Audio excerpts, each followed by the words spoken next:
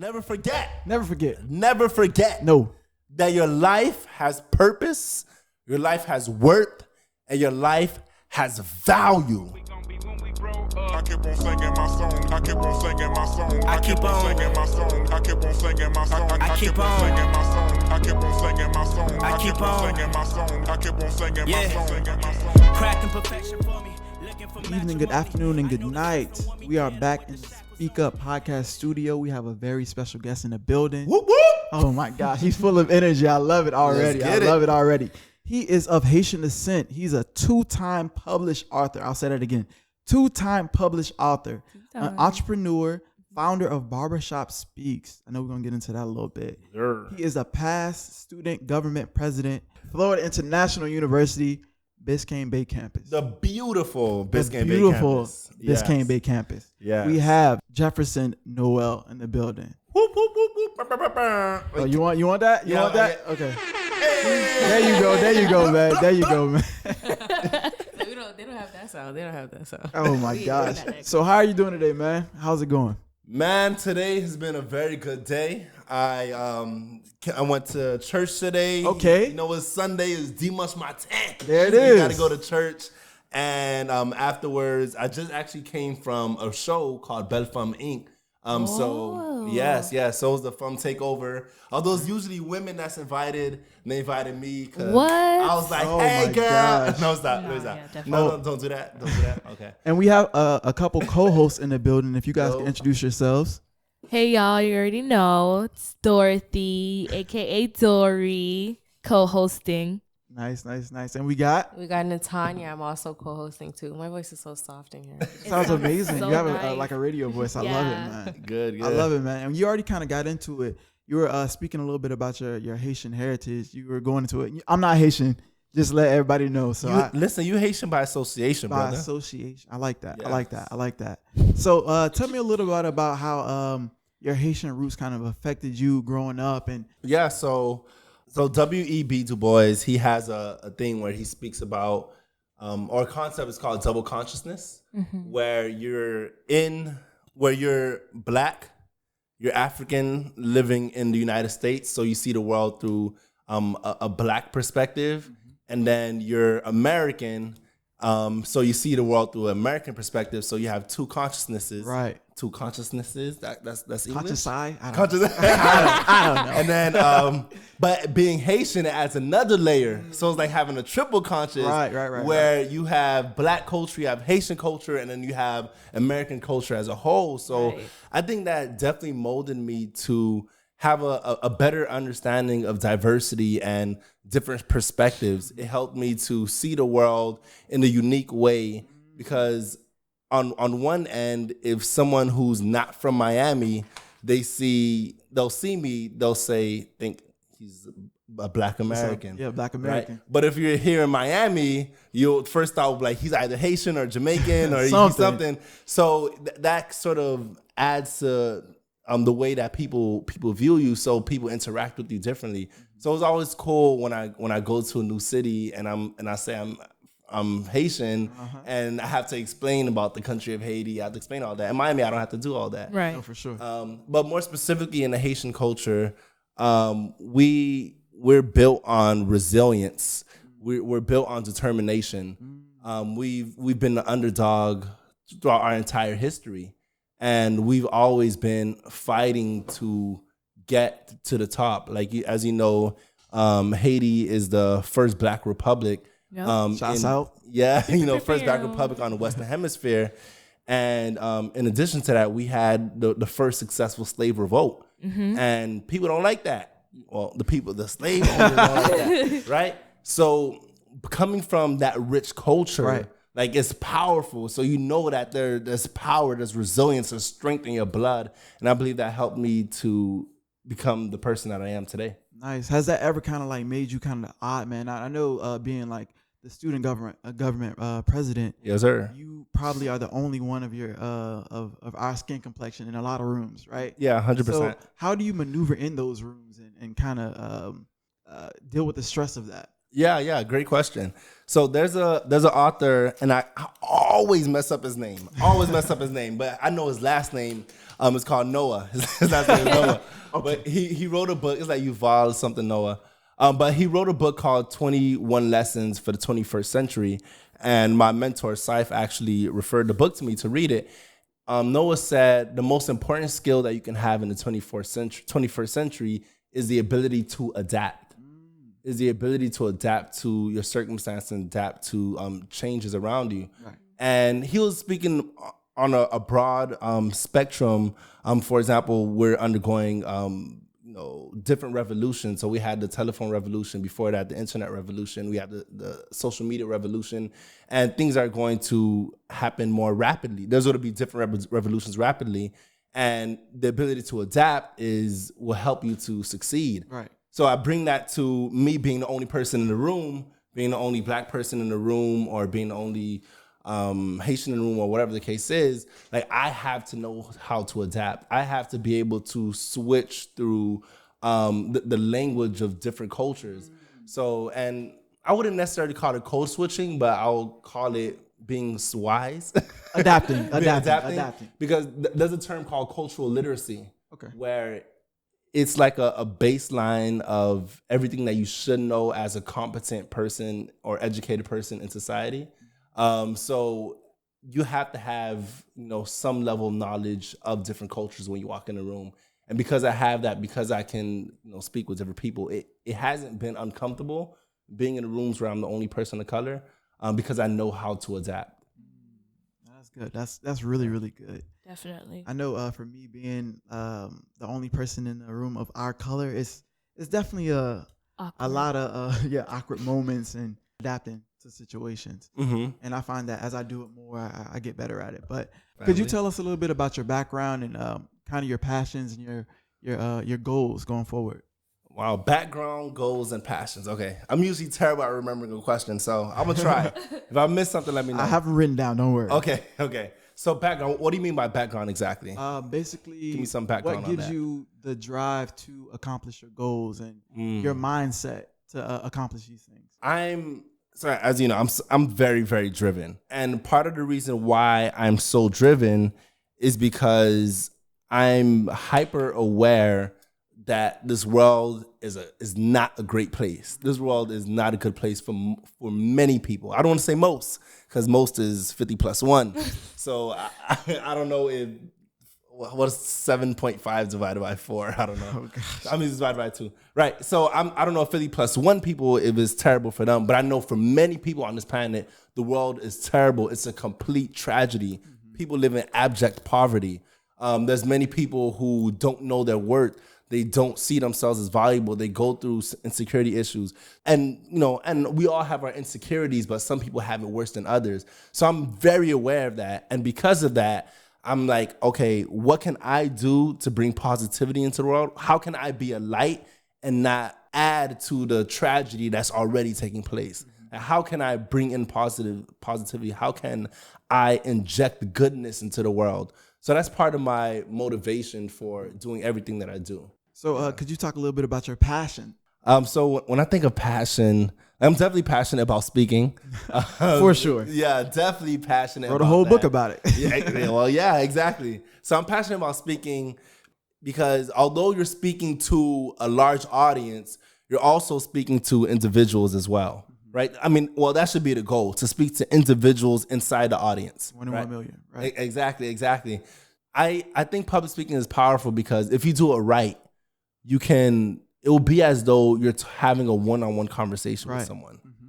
I have a desire to impact the world, and it's definitely time consuming to impact people one by one, right? Yeah. So public speaking gives you a venue. It gives you an opportunity to speak to so many people at once while still speaking to individuals. And I think that's part of the reason why I'm passionate about it, because it has this massive effect on so many people. Yeah. And I know I think it was Ed's podcast, you were talking about your ultimate goal is to serve. Yeah. Right? Yeah. Could you talk to me a little bit about that? I mean, service is in my blood. Like, service is in my blood. I come from a Christian background, and the most powerful verses in the Bible is when Jesus is he's saying that he has all the power in his hand, and is a time leading up to the crucifixion. But he's standing there with all the power to do whatever he want. He's God. He can do whatever he want. If you give anybody, the average person, all the power in the world, the first thing that they would do is do something self-serving. Right. But at that point, the very first thing that Jesus did when he said, I have all the power, is he knelt down and washed his disciples' feet. And I think that's a powerful, powerful, powerful illustration of what we should do in our lives with the little power that we have. Like if someone has all the power in the world and they choose to serve, then with the little power we have, it would be in our best interest and the interest of the people around us to also serve. And that's definitely why it's a passion of mine, why I care so much about service, because you're more powerful when you do that. When you could put someone before yourself, that takes strength. So you talked about having the most power in the world. What would you do with it? The first 3 things you would do with all the power in the world. The first 3 things I'll do with all the power in the world would be... The first one can't be self-serving. Just remember that. I was about to say buy honey buns. Just buy a whole bunch of honey buns. Oh, God. Gosh. Oh, I love honey buns. Oh my gosh. No, the very first thing that I would do if I had all the power in the world is, one, I would seek out to understand how to best help people. Because we have this prideful assumption that we know what's wrong. We know why there's billions of people who go to bed hungry. We know why. We know the issue of why so many people are impoverished. We know why so many people are going through domestic violence. And so we have this prideful notion that we know, but in reality, we don't know unless we have those lived experiences. Now, if you don't have those lived experiences and you really want to help, then the best thing you can do is listen. So the very first thing I would do if I had all the power in the world is listen. How can I best serve others with the power that I have? Right. So learn for that first one. Learn for the first one. You have to identify the problem first. Diagnose, baby. Like I just recently, I was in Austin, Texas, and I got sick. I was at a waterfall and I drank some of the water by mistake. Wait, what? Yeah. It had to be that. Yeah, I drank some of the waterfall by mistake. Right. And I remember it felt like there was a knife in my throat. That happened to me a couple times, but that's because I had an allergic reaction to some things I ate. So it was the first time this happened when I didn't eat something I was allergic to. And I didn't know what the problem was. And at the time I didn't associate it with the waterfall. But it felt like there was a knife in my throat. And every time I swallowed, like, it was just extremely painful. I had no idea we swallow so many times in one day. I had no idea. Every time I had to swallow, I was like, I do this all the time. I was shocked. Right? So I was like, how is this possible? And so I went to the nearest pharmacy. I bought different medicines and I was taking it, but none of it was working. And then I went to my primary care physician. He looked at the issue and he looked at my symptoms and he was able to detect immediately what it was. And he listened to my issues and he provided the exact medication that I needed. Now, imagine if I walked into that same PCP office and he didn't listen and he just started prescribing things. Right. Like, I would never have been made whole. So the very first thing I'll do is listen. After you listen, you have to take action. Because that's disrespectful. Right. How you listen to a whole bunch of people's problems, you listen to all that they going through, and you're like, oh my God. That's and you so taking sad. notes. Oh, Right. Wow. And then you go and do nothing about it. Kem Tapkaze, eh? My heart will be broken. Right? My heart will be broken. So after you listen, you take action. And then the third thing I'll do if I had all the power is I'll follow up on the action to see if it's actually being effective. Because you gotta adjust. That sounds great. I'll be getting the honey buns, I think. You'll be getting I'll be getting the honey buns first off, for all sure. Right. Now, let me have some of them honey buns then. But we went to the kind of the top with all the power. So I wanted to go into a moment where you didn't feel like you had all the power. What was the last thing you did that you felt that you cared about, and how did you react to that situation? Yeah, that's a very, very good question. So because I was reading the questions right, I was like, man, this is probably one of the hardest ones because sometimes it's difficult to speak about your failure. Right. But then you took it a step further. You said That you care about. That was meaningful to you because, there's some quizzes that's not worth much in school, so you don't care if you fail. Right. But if you failed a midterm, you zap. So I would say when I was serving as president of the student government at FIU at the beautiful Biscayne Bay campus. Here we go. And the incredible I-75 Center. It's not an FAU, but it's okay. Yeah, whatever. Never be. Okay. I'll say one of the biggest failures was there was a time we're going through preparing the budget for the following year. I don't think myself or my team was fully prepared. There was a lot that we missed out on because of that. And for the upcoming administration, I remember being angry with myself and like, yo, this was a nightmare. I'm very big on leaders should be building leaders, not followers. And it pained me that the leaders that will be coming after me would not be receiving as much because I didn't put in enough effort to ensure that they do. That definitely impacted me a lot. So how did you learn from that situation? How did I learn? So one, I have a stronger emphasis on the importance of preparing. Two, also speaking truth even when it's unpopular. Like my sister, she has one of her favorite quotes is "Speak the truth even if your voice shakes." So I should have been more diligent in speaking with my team about what we need to do in order to be successful. Because a lot of times we fail not because we don't know what to do to be successful. It's because we don't take action on what's necessary to be successful.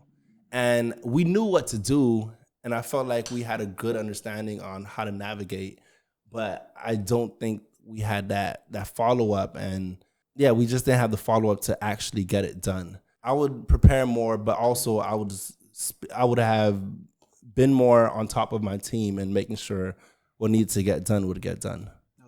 I love it because it was a moment where you felt vulnerable and failed.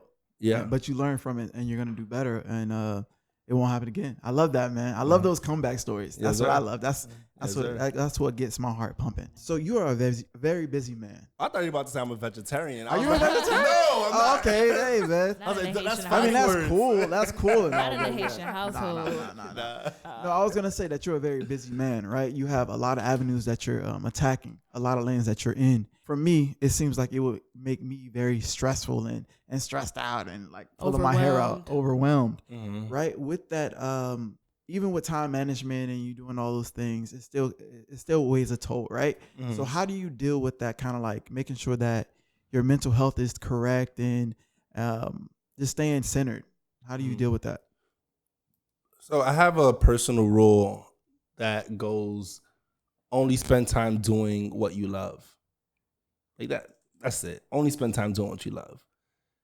I feel as though I would be stressed and in emotional pain all the time if I was doing stuff that I didn't want to do. And you know the phrase, sometimes you got to do what you don't want to do in order to get what you want to get.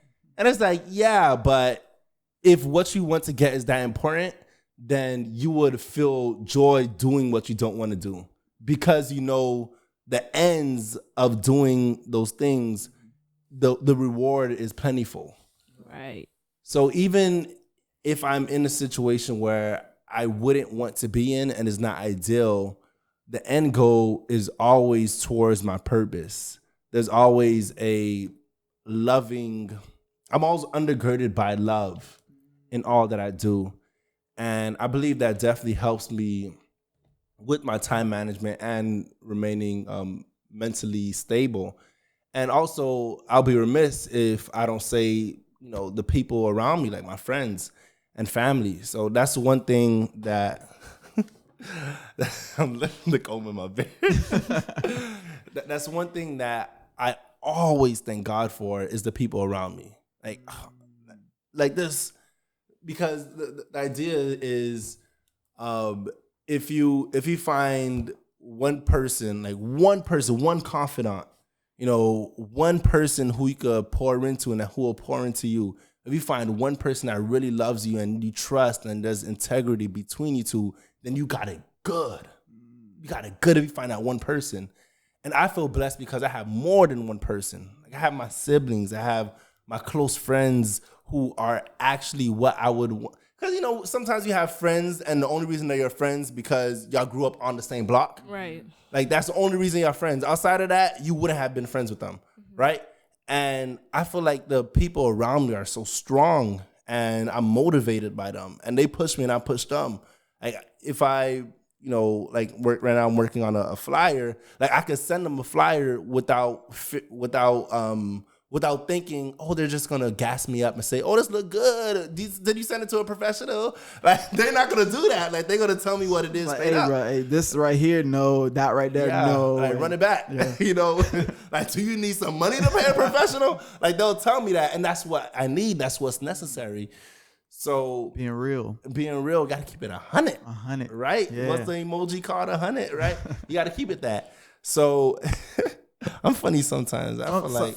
That was like a 6 out of 10 You're warming joke. up. I think you're warming up. You're warming up. I definitely think you have your days with your jokes. Like the other day was not your day. Wow. So what happened? What did this he say? is when you inject. This is when She has to bring you down. She's that real friend. I don't remember what it was, but it was like a horrible joke. And like it was early in the morning. I'm like, okay, maybe it's early in the morning. And then later on, he made like 3 horrible jokes. It wasn't his day. I'm like, no, Jeff, just leave the Wow. So I'm saying all this deep stuff. She's not let me knock you down a little bit because you she was just waiting. All right, I see. Oh, Okay, man, I okay. love it, man. You definitely have to have those people around you Exactly. that level you out. I definitely have those people. I'll be fresh, fresh haircut, and they'll be like, your shirt's wrinkled. So compliment. I'll be like, okay. Yeah. But we talked a little bit about your passion and your goals and you achieving what you want to. Yeah. What was that one moment where you were like, this is what it is and this is what I want to do and this is what I'm going to give my life to? What was that one moment for you? Wow. You came with the questions. Right. Oh, you know, right. I do what I with the can. I question. do what I can. That moment where, that was a moment in my life. It was in 2013. And I was... That was a tough year. It wasn't my toughest. I think 2017 was definitely my toughest. But it was I guess the toughest up until that point in my life. And I remember I started watching a guy by the name of Ravi Zacharias. He's a Christian philosopher and an apologist. And he was telling there was a YouTube video, a lecture of him speaking about what does it mean to be human. And the video is like 1 hour, 47 minutes. That's a long video. But I was watching it because it was powerful.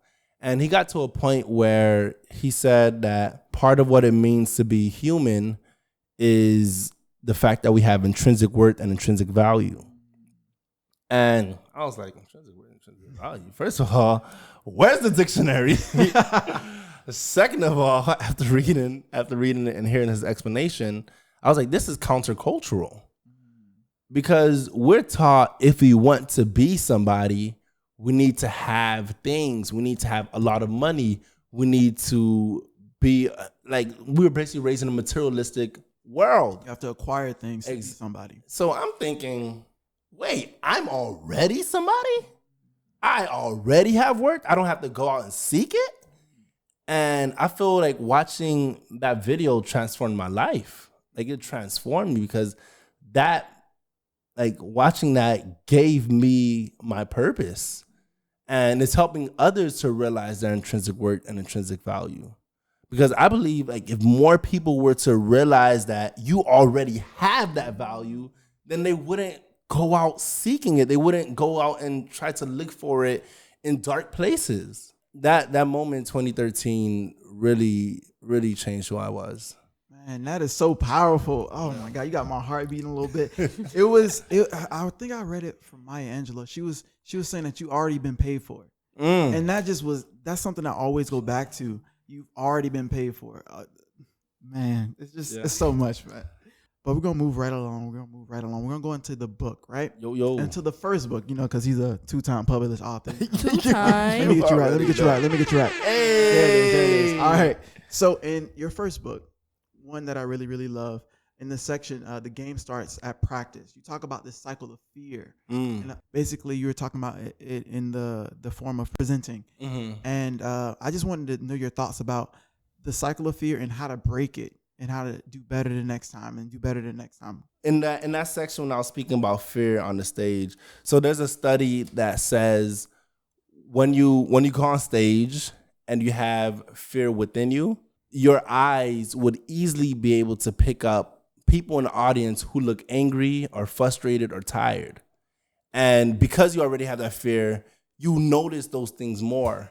Even if there's 100 happy people and 5 sad or angry or bored people, because of your fear, you'll pick up those angry or bored people more. Right. And that would eventually lead to more fear. That'll lead to you stuttering more or forgetting your notes or whatever. That'll lead to more fear, which will lead to a bad presentation. And now you have a bad presentation and you're like, damn, I'm a bad presenter. And now the next time you have to present, you have that fear and then it's just cyclical and it just compiles on top of each other. The way to break out of that is I speak about confidence. And I speak about how confidence is power. But then also there's the idea of worth. And there's the idea of, are you bringing something of value to the stage? If the answer is no, then don't speak. That's simple. If you're not bringing value, right, don't speak. Deny the opportunity to speak. Say no, get fired. Get fired. Get fired. Advice get fired. Just don't talk. Hashtag get fired. Right? Just don't talk. Hashtag get fired. Oh my gosh. So if you have nothing valuable to say, don't speak. But if you do have something valuable to say, if you do have something worth listening to, then let that be the sole reason why you're on that stage. It's not to impress anyone. It's not to put on a show, but it's to provide that thing of value to your audience. And once you realize that you're actually up there to help others, then that will reduce your fear. And when your fear is reduced, then you're less likely to notice the disgruntled people in the audience. And then you're less likely to have fear and you're less likely to give a bad presentation. And from there, your confidence and your self-esteem in speaking will go up and not down. But first you have to ask yourself, is what I'm saying valuable? Is it adding to someone's life? If the answer is no, then leave. Get fired. Get fired. If the answer is yes, then let that be the sole reason you're on the stage. Amazing, man. Amazing. You spoke to confidence. Mm-hmm. A lot of people don't have that natural sense of confidence. How would you say that they can nurture it and become that person that they want to become and achieve those things that they want to achieve? How do you nurture it? Yeah, so you will nurture it. There's a quote that says, if you hang around with chickens, then sooner or later you're going to start clucking. Oh. Right? But if you hang out with eagles, sooner or later you're going to start flying. And I feel like a lot of people don't have that confidence because they hang around with depressed people all the time. Like they hang around people who drag their feet. That's like people who are nihilists, where they feel like the world is completely dreadful and there's nothing to do about it. Right? They hang around with people like that, and eventually, like, you get that negative venom in your bloodstream as well. And because of that negativity, then you start becoming negative. You start becoming nihilistic. You start having this idea that there's nothing to live for. And then you just drag yourself along for the rest of your life. And I believe changing the people around us, changing our circle of friends, or as I speak about in the book, having a diamond of people around you that would help you to get more confidence. You know, hang around with people like you, like people like me. People Go like ahead, you. talk that, People talk like that talk, you. talk that talk. Yeah, people like me. People with golden microphones. Go ahead, man, with the golden like, microphone. You feel like you gotta hang out with people like that. Okay. And that would give you more confidence. I love it, man. I love it. And you mentioned your book, Go. Yeah. You mentioned your book, Go. Go. Go, how to cross the starting line. The starting line, man. How to cross That title. Yeah. With you on the front, Hey, listen. jogging in a suit. That was a hot day. I see. That was a hot day, brother. A hot night. Listen, no, it was a My hot. gosh. Yo, like I was having a hot boy always summer on the go. before the summer started. Like it was hot trying to take that picture. Not a hot boy summer. He always on the go. He's still on the go. The same Oh shoes. my Still running. gosh. He got Oh the my same gosh. shoes that he was running with in there. He's Yo, still on she the go. roasted you. No, I ain't no. arresting you. I I'm just never saying. took it off. Oh my Oh, She no. said Not the He same always on the shoes. go. He always on the go. Oh Same my shoes. gosh. You say you got the same shoes on. He always on the go. Yo, hey. Not the same shoes, but no, I wanted to get to the title, but that title was just amazing. It really Yeah. catches my eye. Could you talk a little bit about the title and how you came to it? Whew. So this one, man. What? No, I remember your She story. said, "It's the shoes. It's the shoes." So, okay, let me give a quick backstory. So I was in the process of actually releasing this book, Powerful Presenting, when I started writing this one. So the book, Powerful Presenting, was set to release on August 18th, 2017. And, oh my God. So 3 days before August 18th, I called, a friend of mine called me, and she's actually the one who was hosting the show that I was just on. Okay. And so she called me and she was like, "Hey, Jeff, I want to start something, but I don't know where to start." And so we were conversing, and I was figuring out, okay, we're having a conversation, and I was giving advice. While I was giving advice, I was like, this is fire. This is right some here. good This is stuff. fire. This is some good like, stuff. This is fire. So I'm typing in what I'm saying to her. And when we were done writing, I was like, okay. When we were done speaking, I was like, wow, like this could be a book. Like this could really be a book. So at the time, I didn't know what to call it, but all I knew was, you know, the phrase come into fruition. So I was thinking fruition. Fruition. Yeah, it's okay. No. I thought it was good. So I was like fruition. And unfortunately, and this is a longer story, but when the books came August 17th, so I could release it the next day, they printed out the wrong version. God was like, And I was hot, right? God was like, nah, not that one. So I changed that book release to a book reveal. And so I decided to reveal the book in December. So that's a longer conversation. Right. But while I was like going through that process, I thought I was gonna have a big book release, and now I turned to a reveal, whatever. I'm still writing this book, and it's still called Fruition. And then I'm thinking, and I'm like, you know what? First of all, no one knows what fruition means. I was like, no, like, I'm not trying to be offensive to anyone, but no one goes around and just say the word fruition by itself. Right. Like you just hear coming to fruition. Right. So I was like, let me create something that would catch people's attention and that's easy, that people actually use. Now maybe someone will type into Google, and I mean, long story short, I arrived at Go. Everybody knows what go means. Yeah, right? Yo, Everybody. that's it. Everybody knows what that means. Exclamation point. And it's like, that's all I want you to do. Because, I mean, that's what I want you to do initially. Because the book, Go How to Cross the Starting Line, is not about finishing. I'm not trying to teach someone how to make $1 million in 90 days. Like, I'm not trying to teach someone how to get married in 17 months. Right. I'm not teaching that. That's the finish line. Right. I just want you to start. I want you to give yourself the best possible opportunity. And that's why I wrote Go, because that's what I want you to do. Go. I mean, I forget where I saw that, but the journey of 1,000 steps starts with one. Starts with one. It starts with one. You have to take that first step, man.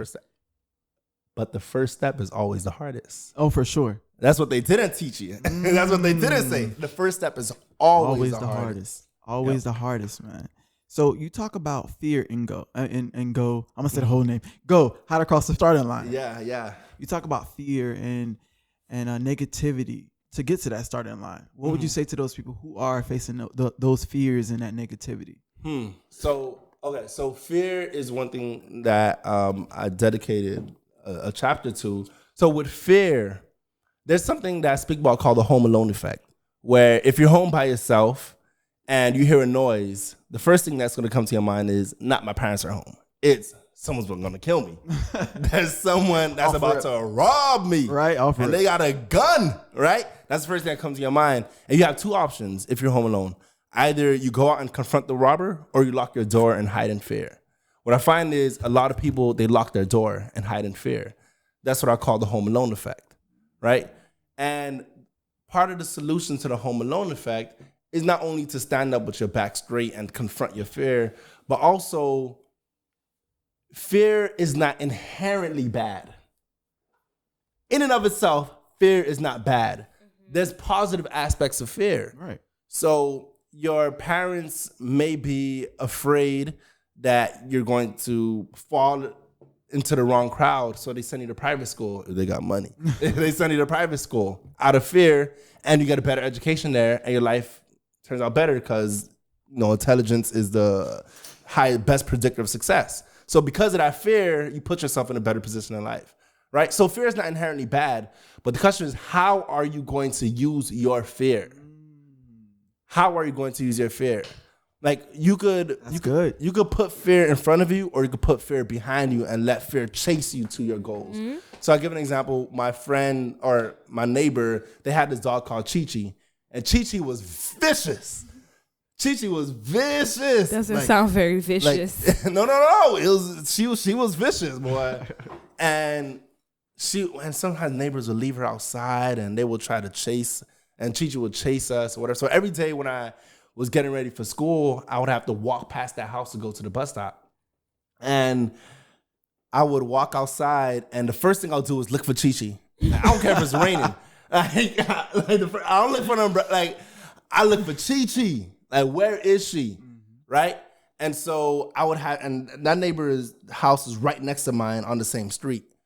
So there's a lot of times where they had her locked inside, but there's times when she was actually outside and she would chase me. What I found was every time Chi-Chi chased me, I didn't run back inside the house. I always ran towards the destination I intended on going. So I had perfect attendance in school, although Chi-Chi was always out there. Ooh, that fear. Right? You came early. I never let Chi-Chi chase me back inside my house, and I decided not to go to school. That's good. I allowed Chi-Chi to chase me as a matter of fact, I got to the bus stop faster because she was chasing me. You had early attendance too, right? No, all the time. Right? I get to the bus stop faster because I'm running towards my goal, although my fear is chasing me. And that's what we have to do as people is don't put the fear in front of you. Like, don't let the fear cause you to retreat, but let the fear chase you towards success. Oh, that's so good, man. That was a great analogy. That's so good. Can I get a high five for that one? High five. Oh my gosh. And that I think I read it somewhere also that courage isn't the absence of fear, but it's meeting that fear and having the strength to keep going. Man, and that just that took me right back there, man. That's amazing, man. That's amazing. And I know it was another part of the book where you were talking about the delusion of perfection. Yes. And that really stuck out to me. Can you tell me a little bit about that? Delusion of perfection. Whew. So when you are about to cross the starting line, you think of the ideal. Boom. I'm going to cross the starting line and I will reach the finish line. I will be as efficient as possible and I'll get there. I had that thought when I initially dropped out of school. And I initially dropped out of school, as I mentioned earlier, to start a business. And my ideal was, I'm going to become rich. I'm going to become rich. That didn't happen, right? That didn't happen. And the business actually failed. However, I didn't allow the fact that failed in the past to keep me from starting again. And I realized from that experience that the road won't always be smooth no matter how much you prepare for the road. Things won't always be easy no matter how much you prepare for it. If you allow this idea of perfection to keep you from starting, then you will never start because you will never be perfect and the road will never be perfect. So I speak about how excellence is a human version of perfection, right? Excellence is a human version of perfection. If you are a human, do not expect perfection because it's not going to happen. But you can aim for excellence. You can aim to do something right. You can aim to live with integrity. You can aim towards making sure that you do the best you can to foster the relationships that you have. Wow. And don't allow this idea that I have to be perfect to keep you from starting. Because you'll never be perfect, and therefore you'll never start. But if you say, I'm going to aim for excellence, then that will give you the courage to actually start. That's heavy, man. That is really, really heavy. And in closing, if you could say one thing about the book that will help people get going, what would it be? One thing in the book, what would it be? So the one thing in Go How to Cross the Starting Line to keep people going is... that's so many things. It's so much. It's a big book. Well, let me give one example. So I'm speaking about crossing the starting line. And I also speak about lines to never cross. And one of those lines to never cross is the line of pleasure. And the line of pleasure is interesting because pleasure, you would say, is a good thing. Right. It's good. Pleasure is good. But too much pleasure, excessive pleasure, is bad. So there's an example of Malcolm Muggeridge. He's a writer from Europe, and he wrote about how he was at a lake, and across the lake he saw this beautiful woman. She was bad, right? He saw a baddie. Okay. Across the lake, and so he started swimming towards her. And as he's getting closer, he's getting happier and happier. Like, I'm going to, because, I mean, he's a writer. He got sauce. You know, you can't be a writer and not have sauce. Yeah, sauce. Right? Oh, so you got the sauce. Okay. I see what you're Hey, saying. listen, man. Drip, drip, drip, baby. Oh, My God. man. Right? So, so as he's getting closer, he's at the last... He's at the last strokes to get there. And as he lifts his head up to see this gorgeous, beautiful woman, he realizes that she's actually a leper. And that her skin is wrinkled and it's repugnant, and she's toothless. And her hair is falling out. Not the tooth. And he immediately backs up and says, wow, what an ugly and lecherous woman this is. And then he stopped and he said, whoa, what an ugly and lecherous heart that I have. Because he's calling her ugly. And then the next stop, he looked in the mirror and said, wow, my heart is ugly. Because she didn't invite him to come over there. Right. He ain't had no business over there. He wasn't invited. Right. He swam. He swam. Hashtag he swam. Hashtag get fired. Hashtag he swam. Okay, go ahead. So what I speak about in the lines to never cross is don't cross the line of pleasure. Because he crossed the starting line. He saw someone that he liked and he went towards it. But he did it with an ugly heart. He thought that he was going to do something good for himself, but he realized how ugly his heart truly is. So what I will say is, when you cross the starting line, do not cross the line of pleasure. I love it, man. I really appreciate you joining me today, man. And I know that the listeners are going to get a lot of value from this. I know that even me sitting through it, I got a lot of value from it as well. Definitely. Bunch of gems. A bunch of gems, a whole chest drawer, man. That's My like gosh, gems. but I knew it was going to happen. I knew it was going to happen. We knew So this, what are the yep. hashtags we got today? Hashtag get fired. Hashtag swim. Swam. He Hashtag swam. not your day. That's her hashtag. I want to say I appreciate you joining me. I'm really proud of everything that you're doing, man, and keep going. Thank you for having me, brother. Thanks for and coming. one thing for the listeners. Go ahead. Never forget. Never forget. Never forget. No. That your life has purpose, your life has worth, and your life has value. Really wanna make it in this game is full of lies. You gotta keep it pushing, wipe the tears from out your eyes, and keep on singing your song. I'ma keep singing my song. La, la, la, la, dee, I gotta da, keep da. on singing.